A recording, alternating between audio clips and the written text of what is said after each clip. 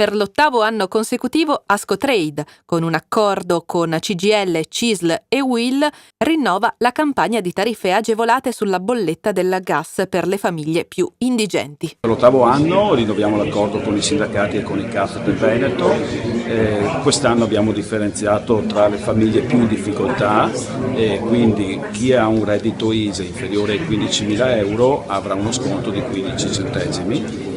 Chi ha un reddito tra i 15.000 e i 25.000 euro ha uno sconto di 11 centesimi.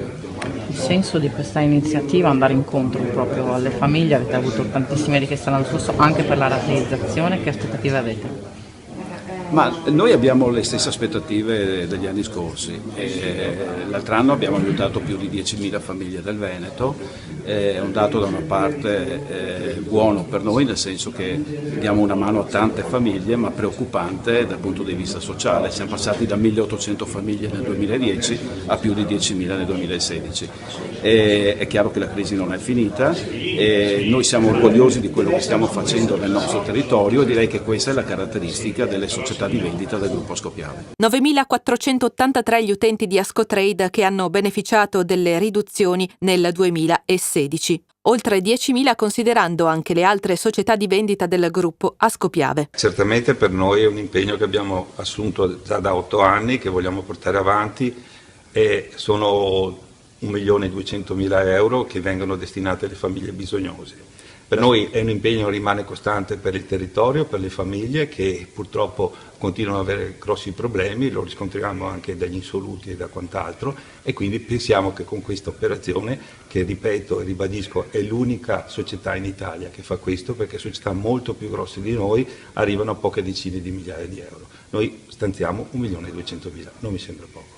Per gli utenti della fascia di reddito più bassa, circa il 60% del totale, il risparmio in media sarà attorno ai 200 euro annui, per gli altri di 100. Per oltre 10.000 famiglie rappresentano un andare incontro alle loro difficoltà, più o meno gravi, ma in qualche modo diamo un sollievo dal punto di vista economico attraverso un accordo che per l'8º anno dà risposte a tantissimi cittadini. L'obiettivo per cui è nato questo accordo era esattamente questo: continuiamo nel tentativo di migliorare sempre i benefici per i cittadini, ma anche cercare di allargare sempre più la platea per dare sempre più risposte. Obiettivo della campagna 2017, battezzata Amici, aumentare ancora la platea dei partecipanti, anche grazie alla firma dell'accordo in anticipo rispetto alle scorse edizioni, dunque con più tempo per pubblicizzare l'iniziativa. Abbiamo individuato già da parecchi anni un meccanismo molto semplice per cui il CAF riesce a fare contemporaneamente la pratica dell'ISEE, cioè stabilisce